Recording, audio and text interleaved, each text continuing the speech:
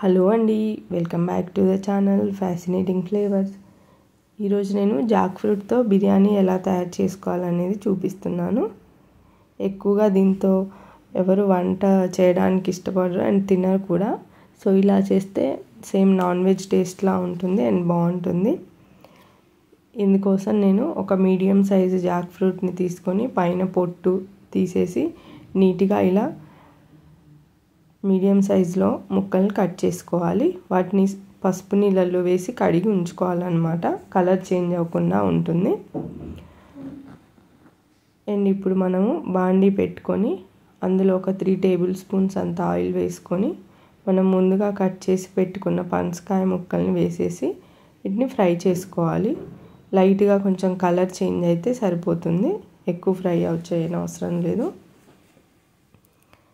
ఇప్పుడు ఇది ఫ్రై అయిపోయిందనమాట. దీన్ని తీసుకొని మనం పక్కన పెట్టుకుందాము. ఇప్పుడు అదే బాండీలో ఒక 5 టేబుల్ స్పూన్స్ అంత ఆయిల్ వేసేసి అది కొంచెం వేడైన తర్వాత బిర్యానీ మసాలా అన్నీ వేసుకోవాలన్నమాట. బిర్యానీ ఆకు, దాల్చిన చెక్క, లవంగం, మిరియాలు, యాలుక్కాయలు, మరాఠీ మొగ్గ, షాజీరా అవన్నీ కొద్దిగా ఫ్రై అయిన తర్వాత నేను ముందుగా ఒక 3 ఆనియన్స్ని ఇలా సన్నగా పొడుగ్గా కట్ చేసి పెట్టుకున్నాను. వాటిని కూడా వేసేసి ఫ్రై చేసుకోవాలి మూత పెట్టేసి. ఇప్పుడు మనము మసాలాలన్నీ పెరుగులో వేసి మిక్స్ చేసుకుందాం అన్నమాట. ఒక 1 కప్పు పెరుగు యూస్ చేస్తున్నాను.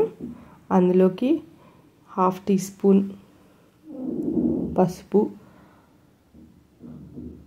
ఉప్పు, కారం, ధనియాల పొడి అండ్ బిర్యానీ మసాలా ఇదన్నమాట. దాన్ని ఎలా తయారు చేయాలనేది కూడా చెప్తాను. నేను ఇంగ్రీడియంట్స్ కింద డిస్క్రిప్షన్ బాక్స్లో కూడా ఇచ్చాను. ఫస్ట్ యాలుక్కాయలు, లవంగము, జాపత్రి, మిరియాలు, నల్ల యాలుక్కాయలు, దాల్చిన చెక్క, బిర్యానీ ఆకు వీటన్నిటిని కొంచెం తేమ పోయే వరకు ఒక 1 మినిట్ వేయించుకొని చల్లారిన తర్వాత కొద్దిగా ఉప్పు వేసుకొని గ్రైండ్ చేసుకోవాలన్నమాట. సో అది బిర్యానీ మసాలా నేను చేసింది. అది కూడా వేసి ఉండలు కట్టకుండా మంచిగా కలిపి పక్కన పెట్టుకుందాము.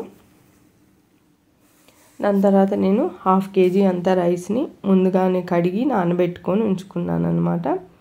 ఇప్పుడు ఆనియన్స్లో సాల్ట్ వేసేసుకుందాము. సాల్ట్ వేసేసి అందులోనే ఒక 1 స్పూన్ అంత అల్లం వెల్లుల్లి ముద్ద వేసేసి ఫ్రై చేసుకోవాలి. ఇవంతా ఫ్రై అయిన తర్వాత మనం ఇందాక కలిపి పెట్టుకున్న మసాలా మిశ్రమాన్ని కూడా ఇందులో వేసేయాలి. వేసేసి పైన నూనె తేలే వరకు దీన్ని ఫ్రై చేసుకోవాలన్నమాట, పచ్చివాసన పోయే వరకు.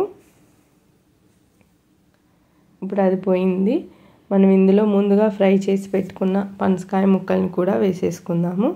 అలాగే నేను ఇందులోకి కాబూలీ శనగలు కూడా వేస్తున్నాను, బాగుంటుందన్నమాట.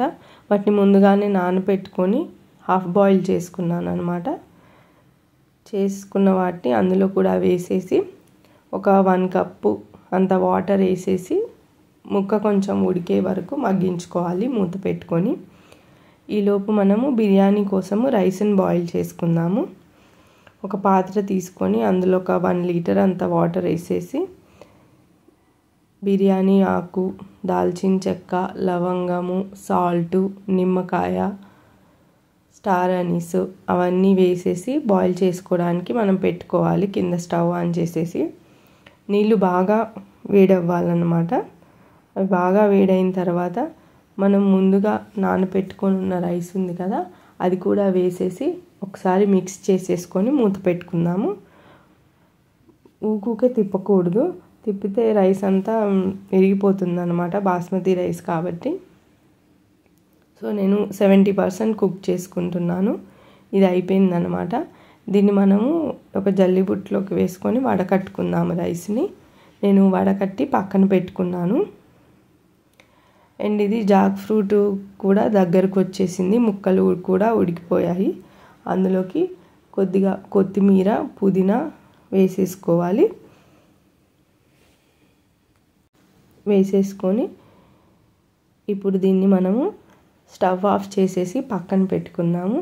ఎందుకంటే ఇప్పుడు నేను బిర్యానీ అంతా అసెంబుల్ చేసి తర్వాత మనం దమ్ పెట్టాలి కాబట్టి స్టవ్ ఆఫ్ చేసేస్తున్నాను.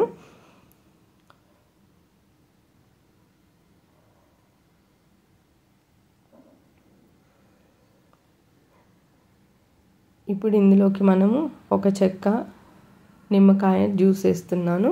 దాన్ని అందులోనే పిండేసేసి దాని తర్వాత మనం ముందుగా వడకట్టుకున్న రైస్ ఉంది కదా, దాన్ని కూడా వేసేసేయాలి. వేసేసి నీట్గా పరుచుకోవాలన్నమాట. ఈవెన్గా పరుచుకోవాలన్న తర్వాత నేను కొద్దిగా కుంకుమ పువ్వుని గోరువెచ్చని నీళ్ళలో నానబెట్టి ఉంచుకున్నాను ముందే. దాన్ని కూడా ఈ రైస్ పైన వేసేద్దాము. ఒకవేళ మీ దగ్గర కుంకుమ పువ్వు లేకపోతే మీరు స్కిప్ చేసేయచ్చు, లేదు అంటే ఫుడ్ కలర్ కూడా వేసుకోవచ్చు అన్నమాట. అలాగే మనం చేసి పెట్టుకున్న బిర్యానీ మసాలా ఉంది కదా, దాన్ని నేను కొంచెం పైనుంచి ఇలా స్ప్రింకిల్ చేస్తున్నాను. అలాగే కొద్దిగా కొత్తిమీర పుదీనా కూడా వేసేసుకోవాలి పైనుంచి. వేసేసుకొని ఈ రైస్లో మనము కొంచెం హోల్స్ చేసి పెట్టుకోవాలన్నమాట ఇలా స్పూన్తో. అయితే ఆవిరంతా సర్క్యులేట్ అవుతుంది మనం దమ్ పెట్టినప్పుడు. అలాగే ఒక 1.5 టేబుల్ స్పూన్ అంతా నేను నెయ్యి వేస్తున్నాను, టేస్ట్ బాగుంటుంది. వేసేసి ఇప్పుడు మూత పెట్టుకుందాము. మూత పెట్టేసి నేను ముందుగానే స్టవ్ ఆన్ చేసి తవాని వేడి చేయడానికి పెట్టుకున్నాను అన్నమాట. ఇప్పుడు దానిపైన మన బిర్యానీ చేసుకున్న బౌల్ ఉంది కదా, అది పెట్టేసేసి పైన కొంచెం బరువున్నది ఏదైనా పెట్టేయాలన్నమాట. దీన్ని మీరు ఒక 1/2 అవర్ దమ్లో పెట్టుకొని స్విచ్ ఆఫ్ చేసేసేయండి. దాని తర్వాత ఒక 15-20 నిమిషాలు వదిలేసేయండి. వెంటనే మీరు ఓపెన్ చేయకుండా కొద్దిసేపు అయిన తర్వాత ఓపెన్ చేయాలన్నమాట. అంతే అండి, రెడీ అయిపోయింది జాక్ ఫ్రూట్ బిర్యానీ. ముక్క కూడా పర్ఫెక్ట్గా ఉడికిపోయింది, రైస్ కూడా మంచిగా ఉడికిందనమాట. అండ్ చాలా టేస్టీగా ఉంటుంది. నాన్ వెజ్ లాగే ఉంటుంది, బట్ ఇది హెల్త్కి కూడా చాలా మంచిది. మీరు ట్రై చేసి చెప్పండి ఎలా వచ్చిందనేది. Thanks for watching. Please subscribe to my channel.